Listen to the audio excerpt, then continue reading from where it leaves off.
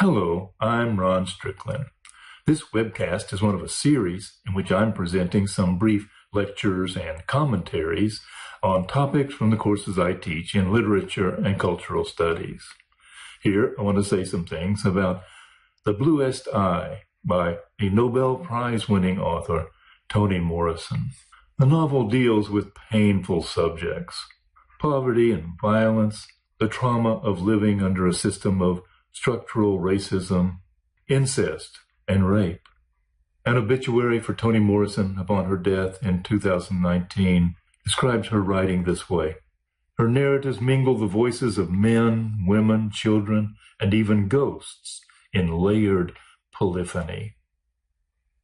The Bluest Eye doesn't have ghosts, but it does have richly developed perspectives of men, women, and children. And its narrative voice is polyphonic. I'll suggest 3 tracks to follow through the novel. The first and most important is the tragic story of Pekala Breedlove, a 12-year-old girl psychologically damaged even as a child by the ubiquitous representation of beauty as a property of white people. Pekala imagines that if she only had blue eyes, she could be valued, honored, loved, appreciated. Often mistreated by other children, she thinks she is ugly. Eventually, she's raped by her own father. She has a miscarriage, and she's okay physically, but she doesn't recover psychologically. At the end of the novel, she has gone insane. She has sought the advice of a self-styled spiritual counselor, asking him to petition God to give her blue eyes. Indeed, he agrees.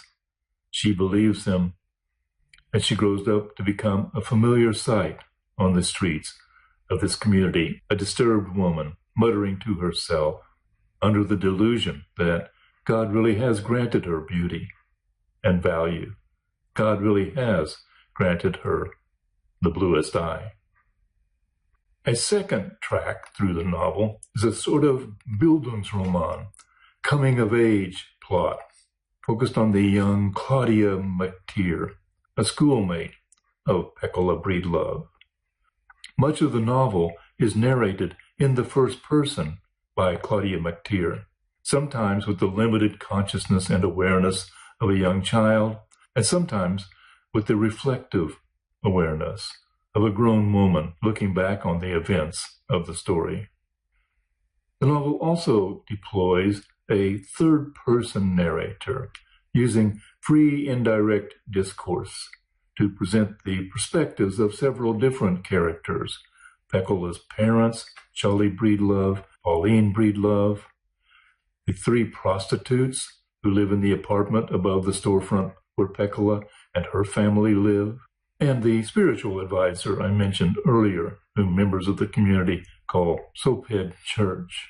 Throughout the novel, both in Claudia's first-person narrative and in these sections of third-person free and direct discourse, the novel presents a rich panorama of life in this community at this time and in this place.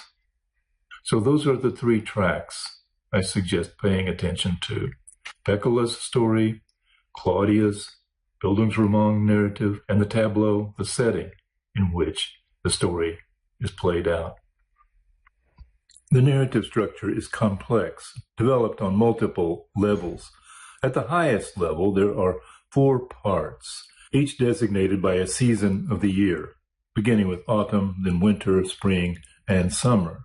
One effect of the novel's division into 4 parts named for the seasons is to emphasize the duration of time, a very important year in the lives of these young girls.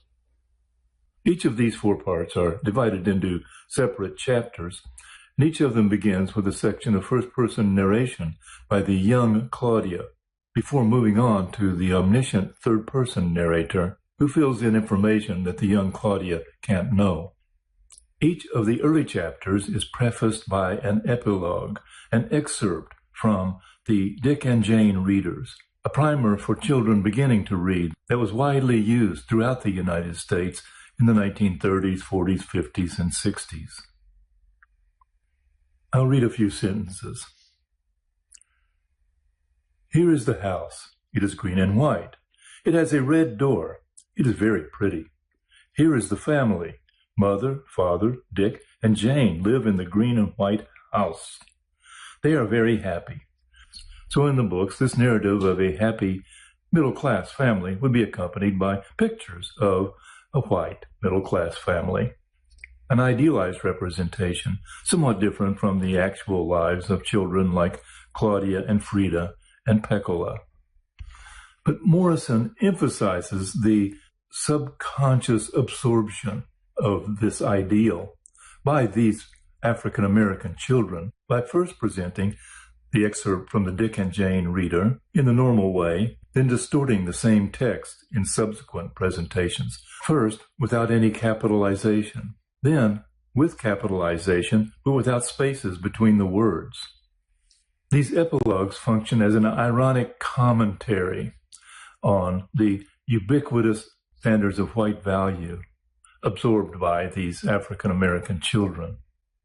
Claudia has the gumption to resist this indoctrination. When she's given a white baby doll for Christmas, instead of nurturing it and loving it, she dislikes it, she dismembers it, much to the chagrin of the older generation. But Peccola embraces these white standards fully. She's insecure. She really believes she is ugly and unworthy, and she yearns to be transformed, to be given those blue eyes, the talisman of whiteness and of worthiness.